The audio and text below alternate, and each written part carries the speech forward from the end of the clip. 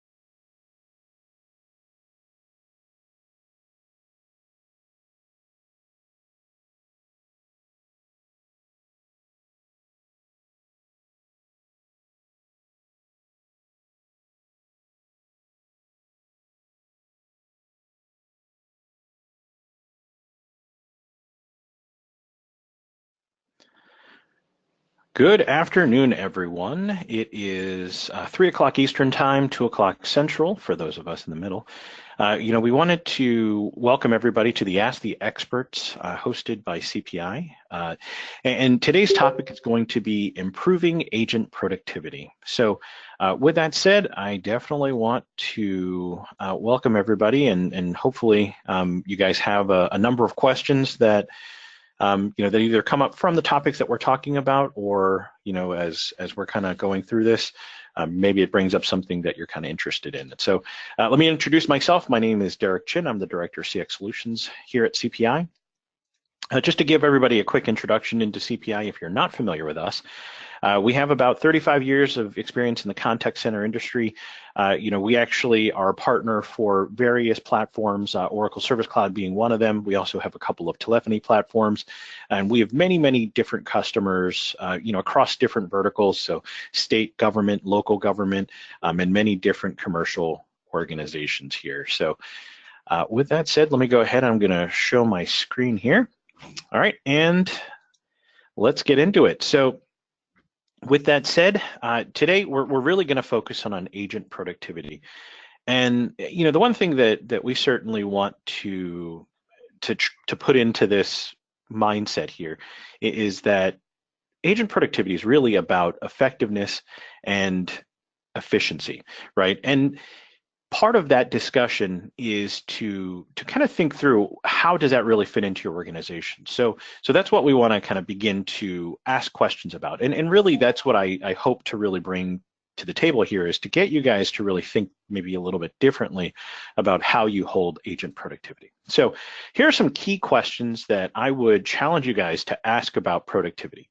So the first question I pose here is productivity measured using intangible or tangible indicators within your organization? So let me kind of paint the picture here for what I mean by this. When we talk about this, is there a metric that performance is actually being measured by? In terms of, maybe it's average handle time, maybe it's average speed to answer, right? Those kind of like typical contact center kind of metrics. Or is this potentially something that's a little bit more loosely based, something that maybe you could argue is a little bit intangible, things like potentially customer satisfaction or even agent satisfaction? And so when we think about this, it's really important for us to understand this, because ultimately you can only measure what you've defined, and for some organizations, this definition may be a little bit murky, and it'll be good for us to clarify exactly what it is. The next question is, does your organization prioritize efficiency over effectiveness, or vice versa? And what I mean by this is that it's important to also look at, ultimately how your organization looks at success, right? So is success how fast that you can make your interactions? And really the translation here is, how much do these interactions cost, right? Because longer calls cost more money. And potentially some of the other channels, maybe a chat or maybe self-service, they could be potentially viewed as cheaper interactions. at least by by the company in terms of profitability? Or is success more about how satisfied your customers are? And so when you weigh the two, you can kind of see what we're talking about in terms of prioritizing either effectiveness or efficiency. In many ways, these two things, kind of work against each other. So, and that kind of brings us to the next point here. What are your organization's trade-offs for focusing on effectiveness over efficiency, or vice versa, right? And so when you think about that, nothing really happens on its own, and so every priority will have its trade-offs. So if you actually have really, really fast interactions, that could in fact be fantastic when it comes to looking at a leading indicator like a cost per call. But the other side of that is that, well, just because cost per call has been reduced, it does not necessarily mean that the number of calls has been reduced, right? Because that's also an equally important measure. So you can have cheaper calls, but if you have more of the cheaper calls, it really evens itself out. Versus the other side of this, where if you actually say, hey, you know what, our customers are very, very satisfied, but on average, our calls are taking 10 or 15 seconds longer than what our workforce manager has identified for us. Well, in the end, it might be okay because you've actually reduced the second calls. You've actually increased potentially customer satisfaction, and and even from the marketing standpoint, what you may actually have is a leverage point when it comes to customer loyalty. And so because of those different factors, it is ultimately important for us to identify how your organization views success, because anything that you kind of hear today, or you learn as you kind of go through the organization's kind of thought process, what you want to do is you want to really put in place a plan that helps your organization from the perspective of something that you can actually take and run with it.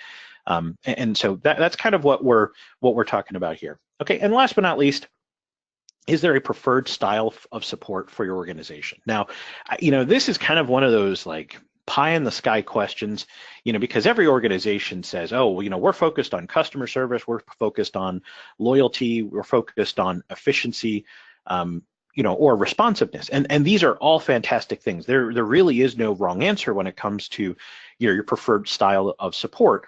But the one thing that you'll want to really pay attention to is that as you're really determining when we're looking at things like efficiency and effectiveness, how does that really fit into your preferred style of support? If this is about responsiveness, then does that really play into potentially creating a much deeper route of interaction of your agents as it pertains to your customers? Or it's like if you're trying to look for those deep relationships in terms of you want all your customers to be fiercely loyal, and to really think about your organization as the benchmark when it comes to customer service, well, then maybe it's a little bit different for how you might want to consider how that really fits into your approach. And so with those 4 questions, I mean, these are just thoughts that I kind of want you guys to kind of think through. Think about it really more of a foundation when it comes to establishing what agent productivity could look like in your organization. I mean, these are the roadblocks that anytime we have a plan, they will absolutely affect what's going on. And so it's important for us to at least recognize that these play a role in what we're doing. All right, so let me move on to the next slide here. So let's talk a little bit about the relationship between tools here.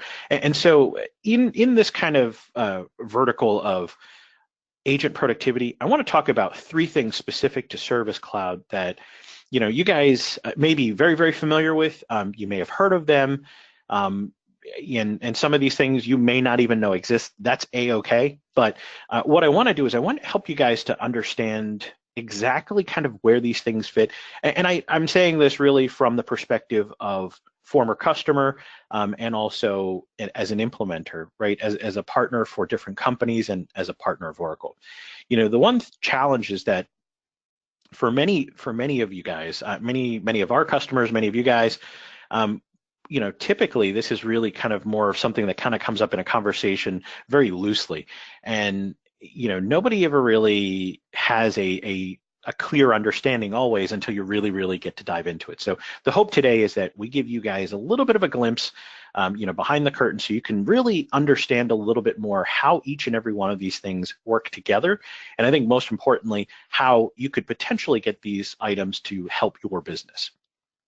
So the first thing, let me go ahead and establish here the relationship between these two. And so the first thing that you'll see is, the workspaces and scripts allow the user to manipulate the data directly.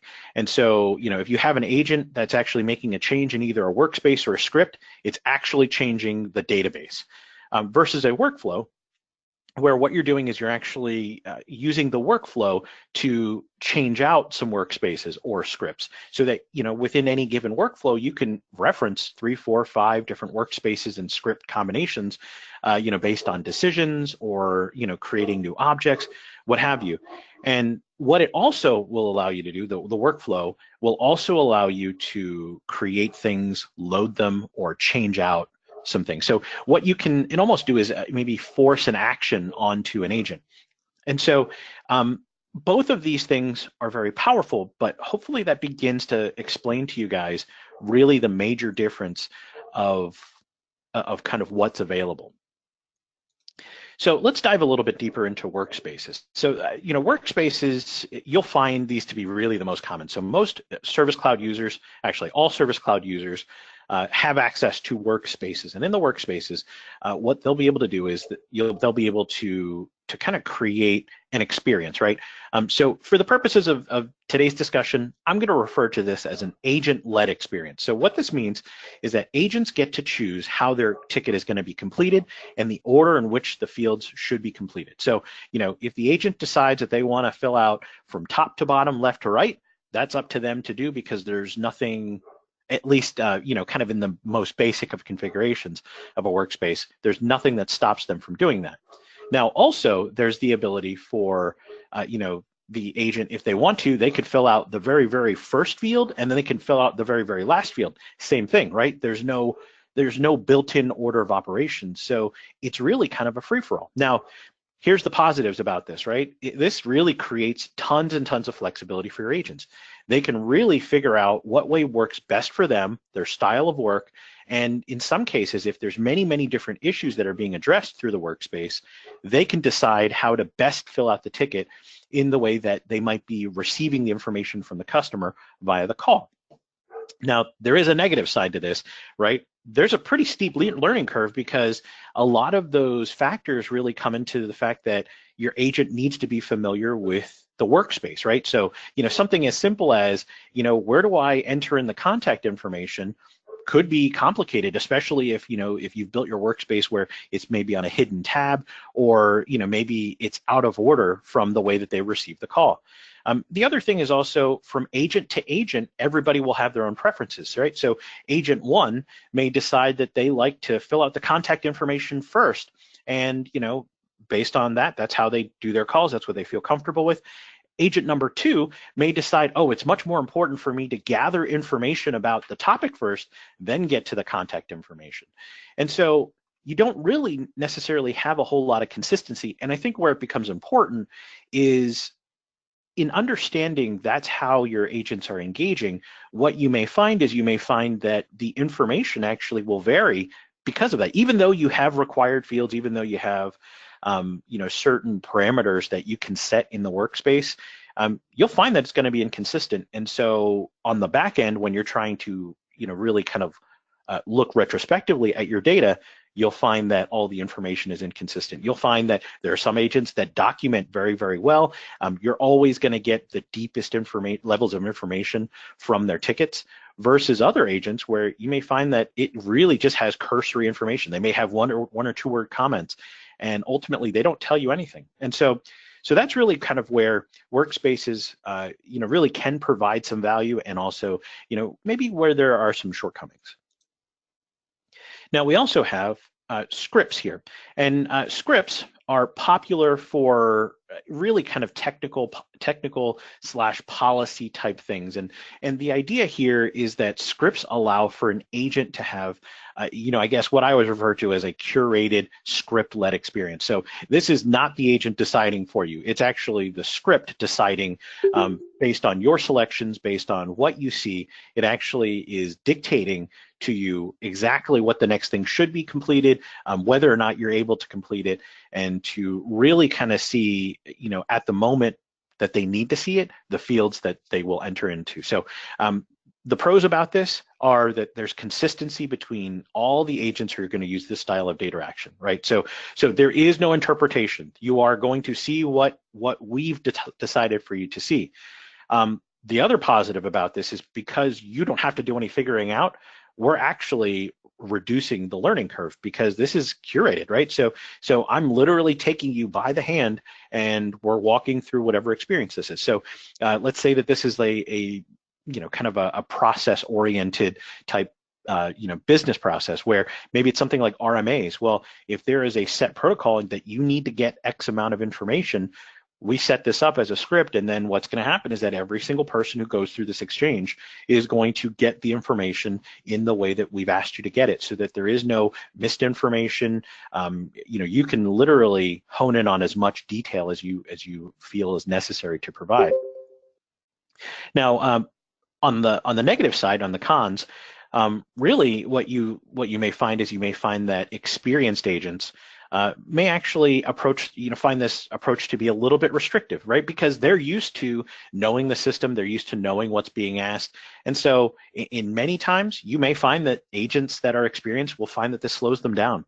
And this also, in some ways, it really restricts your ability to, depending on your business, it restricts your ability to kind of instantaneously deal with multiple topics at a time. So for instance, if this starts off as an RMA and then through the middle of the RMA, they said, oh, well, actually, I really meant to kind of do this return, and then I need to ask you a question about something, or submit a warranty or something.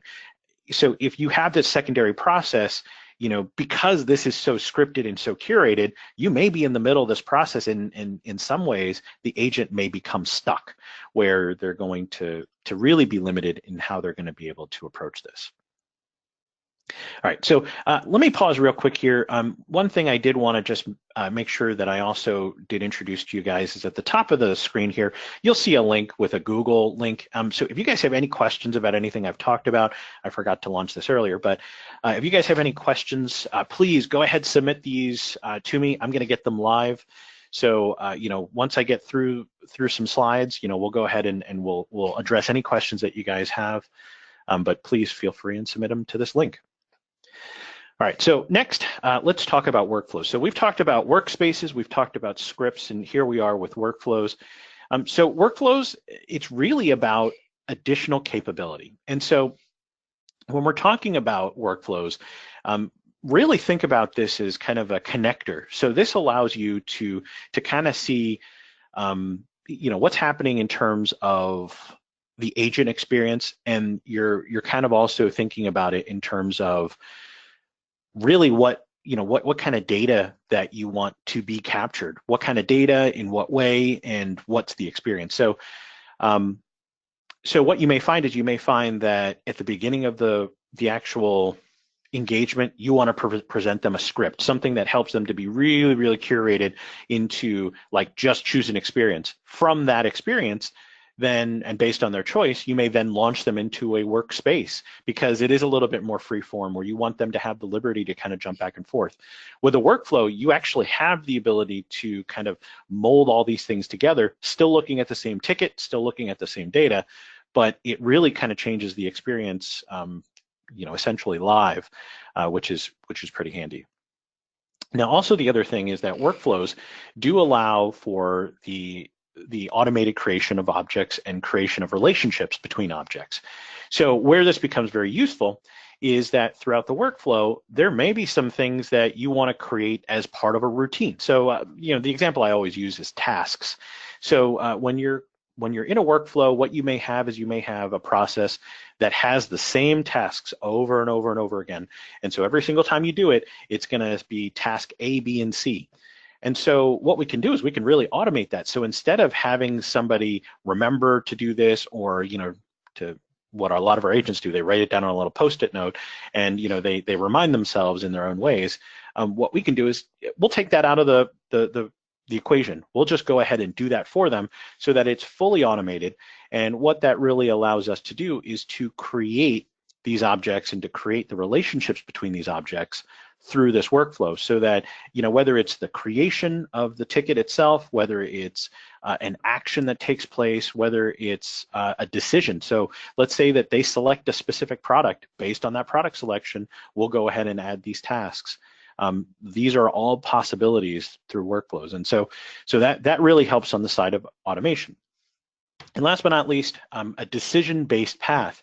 Now, in many cases, what you'll see that in creating a workflow and leveraging a workflow, the value is that you get to choose exactly what they see and how they need to see it. And so, one of the issues that I had kind of brought up in terms of a pro and con is that maybe for scripts, they really benefit potentially newer agents or more complicated processes. But if you have an experienced agent, the last thing you want to do is to slow down an experienced agent, right? Like it's not going to benefit you to create a solution, one solution for everybody, because typically you're going to leave somebody out. And so what you could do with the workflow is, in fact, kind of bridge the gap between the two. So maybe instead of looking at the type of experience, maybe what you want to do is you want to give them a choice, like, hey, are you a newer agent, or are you an agent who, wants a much freer experience? Give them the choice, right? And what you may find is that from that, they may actually choose that, yes, I really like the scripted experience, and then launch them into working scripts. And that way, you're kind of in getting the best of both worlds. You're allowing the agent to decide, and really ultimately giving them the ability to do what works best for them. And so from that, you can really kind of leverage these decision-based paths according to whatever works best for you.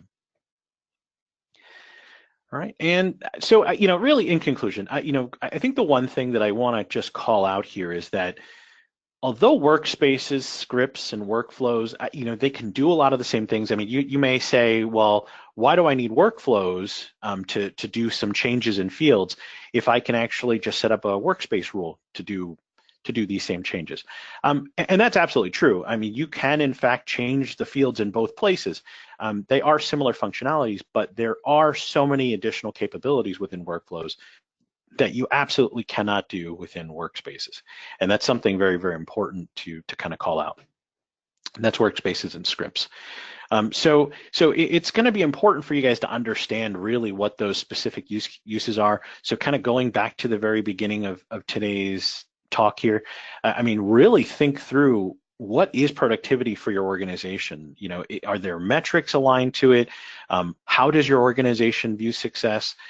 Are the trade-offs worth it? And, and more importantly, does this fit the particular style for my organization? And through those thought-provoking questions, that's going to help you to determine, is a workspace best for us? Is a script best for us? And could a workflow help us to kind of string those things together?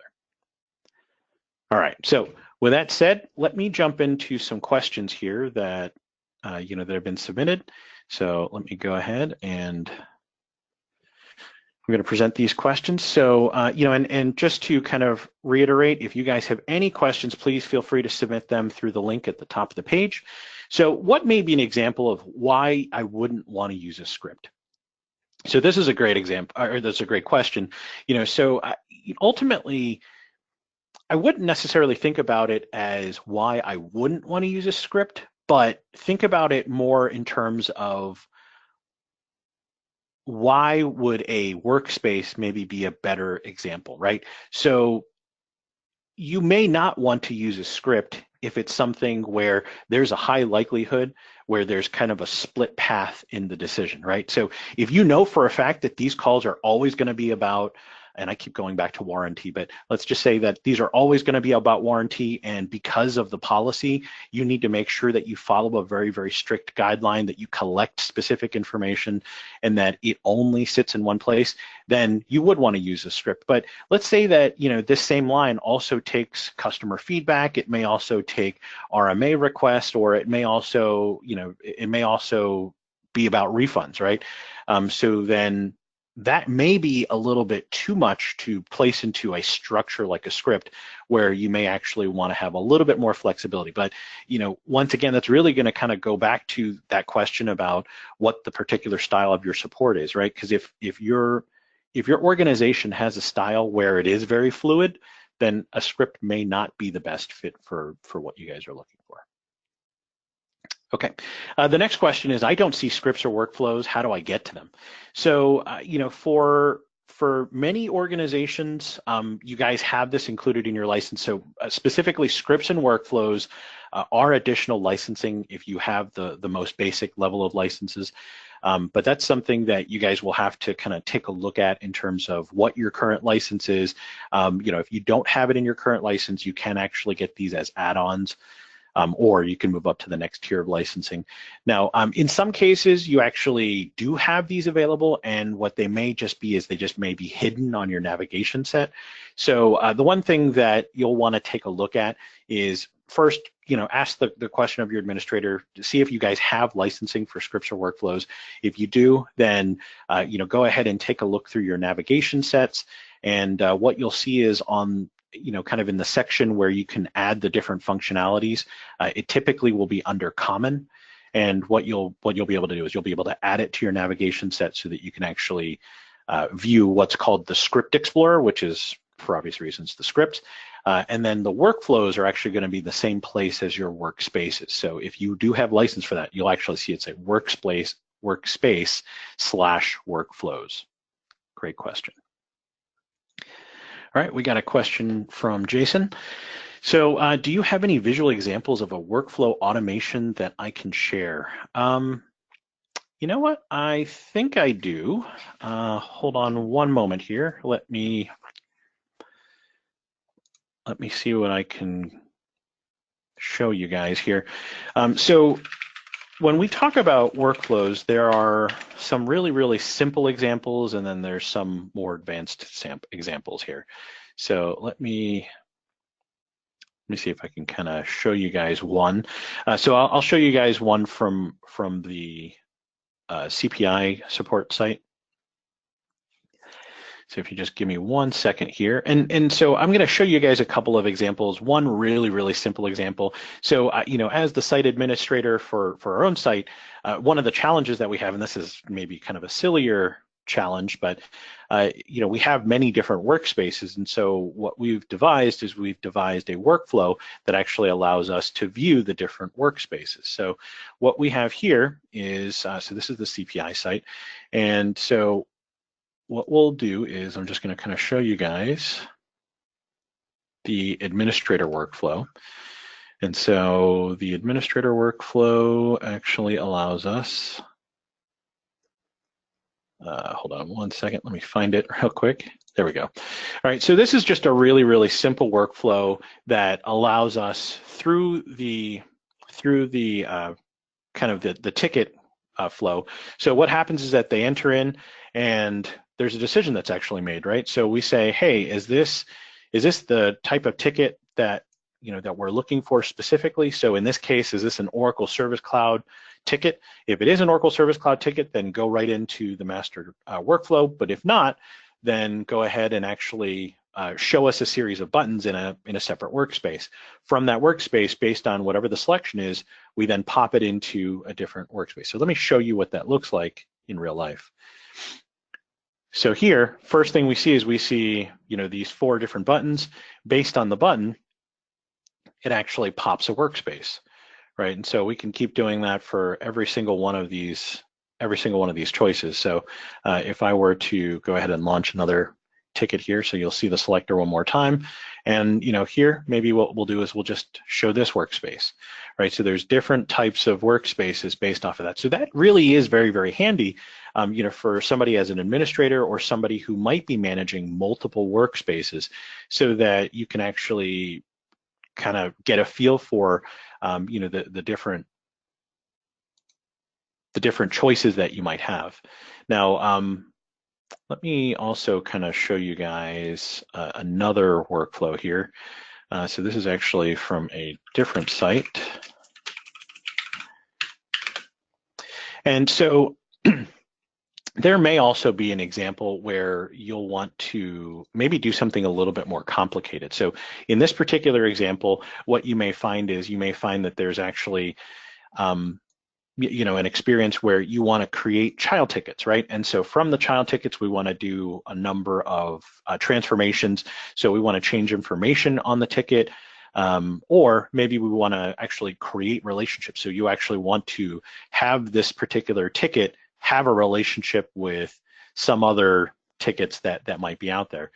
And so what we can do is, through the workflow, we actually can really change multiple values for relatively complex types of things. So let me go ahead and show you guys this workflow. So this is probably a pretty good example of a relatively complicated workflow. And the idea here is that they wanted the ability to go ahead and to do a transformation of a ticket as it goes through its paces, right? And so what's going to happen is that the ticket actually starts here, and let me kind of zoom out a little bit, and then based on certain decision points. So, is this a new ticket? Is this a child ticket? And if it's not a child ticket, then what it does is it actually flows through the tree. And so we go into the initial workspace. Based off of the decision that happens in the initial workspace, then what we do is we actually see what queue does it follow. Based on the queue selection, it then follows one of these paths where we actually save the ticket, we make a copy of the ticket, and we set some fields. So here, for instance, what might happen is that it actually set some fields, and in the setting of the fields, what we see here are all the different values that we add to it. And then from there, it actually then travels back to a child incident scenario where we see a completely different workspace because it is in fact a different ticket. Once they complete that ticket, what happens is that they go ahead and save it. What it does is it changes one last field, and then it goes back to the original ticket so that we can actually see the ticket with an example of, or actually with the record of the child ticket that might have been created during this process. And so you can see here, this is fairly complex in the execution, and you can see here, I mean, there's a good 12 or 13 different lines of business that actually are involved in this, and what this enabled them to do was to have a singular kind of path and a singular workspace, but then what they are able to do is to actually reach out to these different groups kind of in the methodology of an escalation, if you will. So that's kind of the idea behind this particular version. So great question, thank you. All right, so let me go back and see if there are any other questions. Okay, and once again, if you guys do have any questions, please go ahead and feel free to submit your questions right up here at the link. So I'll wait just another moment here to see if anybody has any questions.